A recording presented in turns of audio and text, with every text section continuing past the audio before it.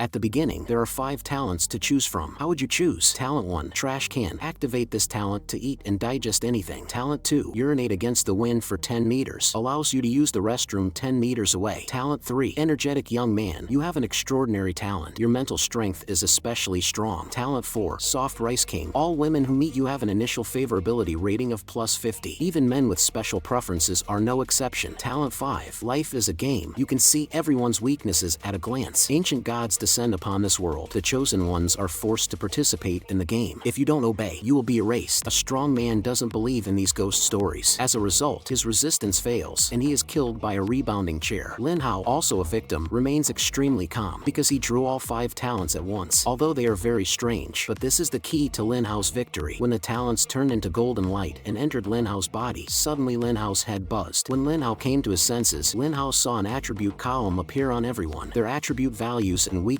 were clearly recorded on the status screen. Looking at his own attributes, it's simply amazing. Currently, Lin Hao has seen more than a dozen people, and none of them have any talents. It shows how perverted Lin Hao is. Suddenly, a girl caught Lin Hao's attention. From her muscular chest, Lin Hao judged her to be a martial artist. The girl also noticed Lin Hao. Her originally indifferent expression, under the influence of Lin Hao's Soft Rice King talent, changed from neutral to friendly. She even wanted to team up with Lin Hao. Ignoring the bodyguard's obstruction, she insisted on taking Lin Hao with her. At this moment, the ancient god descended again. Lin Hao was completely dumbfounded. The bodyguard saw Lin Hao staring blankly at the ancient god. He thought Lin Hao was indeed a burden. Little did he know, Lin Hao wasn't scared stiff, but amazed. Life is a Game is so powerful that it can see the ancient god's attributes. What surprised Lin Hao even more was that the ancient god was female, because next to her name was not neutral, but friendly. All women have a good impression of Lin Hao. Ancient god Agatha descended once again. She initiated a trial dungeon. She wanted humans to go through a baptism of blood and fire, so they could become her warriors. However, due to her fondness and pity for Lin Hao, she adjusted the rules of the dungeon. Death inside wouldn't be real, but all kinds of sensory feedback would be genuine, so it was possible to die from pain. Finally, she didn't forget to add, "I'm looking forward to some people's performance." When Lin Hao woke up, he was already in the first level of the spider dungeon. The smallest spiders here were as big as a human face. One uncle was the strongest among this group of people. He encouraged everyone. As the top predators, humans have spent billions of years evolving to the top of the food chain. Are we afraid of a few little bugs? As long as we utilize our most potent weapon, intelligence and unity, even if there are hundreds of spiders, so what? Unfortunately, this uncle was male, so Lin Hao's Soft Rice King skill couldn't take effect. At that moment, a stone tablet rose from the ground. The content on it introduced the mother spider's nest. During the breeding period, the attack power of the spider queen often becomes extremely strong. Please be careful. Note, this dungeon has been specially modified. The monsters have limited intelligence, and they will stop chasing once you leave the alert area. However, the real world is not like this. After reading it, Lin Hao quickly pondered, spiders.